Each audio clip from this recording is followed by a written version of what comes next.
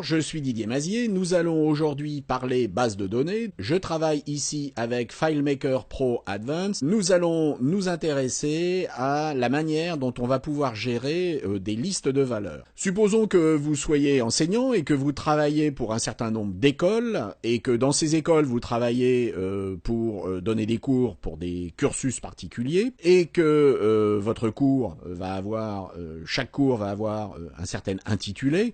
Et puis, pour chaque cours, vous allez faire un certain nombre d'heures que vous allez effectuer avec un tarif horaire pour lequel vous allez être payé, en général très mal. Et donc, il y aura un montant total. En ce qui concerne la gestion des rubriques de ce genre de base de données, il n'y a pas vraiment de problème. Vous voyez, l'intitulé du cursus ici, c'est un texte. Le nombre d'heures, c'est des nombres. Tarif horaire, c'est des nombres. On peut éventuellement se fixer une date de début et de fin, mais ici, on ne s'en est pas servi. Et puis, il va y avoir un calcul. Le montant total va être en fait un calcul qui va multiplier ici le nombre d'heures par le tarif horaire. Donc tout ça est très facile à réaliser avec FileMaker Pro.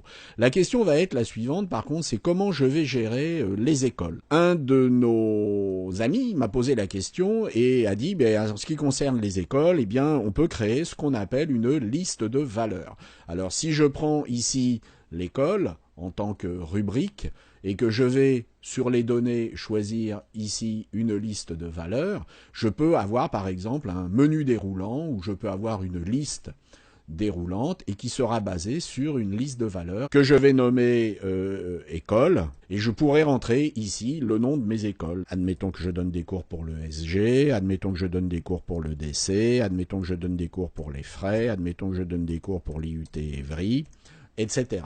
Je vais pouvoir ici, lorsque je vais créer une nouvelle fiche pour un enseignement, choisir ici dans ma liste de valeurs le DC et dire pour le DC je vais donner un cours et puis je pourrai de la même manière créer une liste de valeurs pour les cursus. Cette méthode n'est pas forcément la bonne méthode. La bonne méthode consisterait à créer une nouvelle table ici qui va être une table que nous allons appeler la table des écoles que nous allons créer. Et pour la table des écoles, nous allons créer des rubriques avec, par exemple, le nom. Nous allons pouvoir créer également le dirigeant. Et puis nous pourrons rentrer ensuite l'adresse, etc., etc. Et vous voyez que j'ai une nouvelle table qui va être une table ici, qui est la table des écoles. Et dans les écoles, il y a le nom de l'école, le dirigeant. Je vais donc créer maintenant dans ma table des écoles, un certain nombre d'écoles que je vais appeler par exemple EDC, puis je vais créer une nouvelle école que je vais appeler ESG, et puis je vais créer une nouvelle école que je vais appeler EFRAY, et puis je vais créer une nouvelle école que je vais appeler par exemple IUT Evry. Et vous voyez que j'ai maintenant ici une table avec 4 écoles qui sont donc l'IUT d'Evry, l'EFRAY, etc. Si je reviens sur mon exemple de relation ici, au lieu de gérer ma liste de valeurs des écoles avec des noms, je vais demander à utiliser les valeurs de la table école. Et dans les valeurs de la table école, je vais choisir la rubrique que je veux faire figurer. Donc je vais inclure toutes les valeurs de cette rubrique. Nous allons valider, nous allons revenir en mode utilisation. Et vous voyez qu'ici, maintenant, j'ai la même chose, simplement c'est relié à l'autre table. C'est-à-dire que les valeurs qui apparaîtront ici sont des valeurs qui correspondent à celles qui sont rentrées dans la table des écoles. Et il m'est beaucoup plus facile dans la table des écoles de créer une nouvelle école. Et vous voyez que si je reviens sur ma table ici, j'ai la nouvelle école qui apparaît dans la liste. Donc ce système est beaucoup plus intéressant et d'autre part, il permettra de créer des liens entre les différentes tables. Je pourrais créer ici un lien entre ces deux tables et ce lien pourra être par exemple basé sur le nom de l'école. C'est-à-dire que ici, le nom de l'école va être relié au nom de l'école qui se trouve dans la table des écoles. Ça veut dire que maintenant, je vais pouvoir récupérer un certain nombre d'informations d'une table dans l'autre. Par exemple, si dans la table ici de mes cursus, j'ai ici créé un cours d'ergonomie, j'ai également donné un cours qui est un cours, par exemple, sur les CSS. Ici, j'ai donné un cours de 20 heures.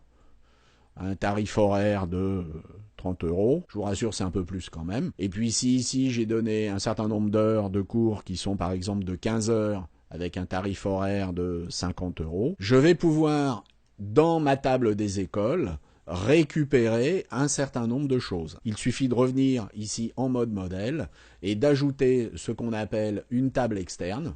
Et dans cette table externe, on va me demander qu'est-ce que je veux récupérer. Eh bien, je veux récupérer des données qui viennent de la table qui est liée par le nom de l'école. Je peux très bien ici rajouter l'intitulé du cours. Je peux très bien rajouter le nombre d'heures. Et je peux très bien rajouter le montant total. Si je repasse en mode consultation et que je vais vérifier ce qui se passe pour le SG, vous voyez que je peux récupérer toutes les données, c'est-à-dire que je sais que pour le SG, j'ai donné un cours d'ergonomie de 15 heures qui m'a rapporté 750, CSS 20 heures, 600, etc. Et je pourrais procéder à toutes sortes de calculs, de moyenne, de comparaison entre les uns et les autres. Donc vous avez maintenant une petite idée en fait du système des listes de valeurs et de comment gérer ces listes de valeurs à partir d'une table qui est une table externe et comprendre ensuite l'avantage que nous avons à créer des liens entre ces tables de manière à pouvoir opérer un certain nombre de calculs. J'espère que tout cela vous aura donné une meilleure idée de comment fonctionnent les bases de données et vous aura donné surtout envie d'aller plus loin. Je vous dis à tous à très bientôt. Au revoir.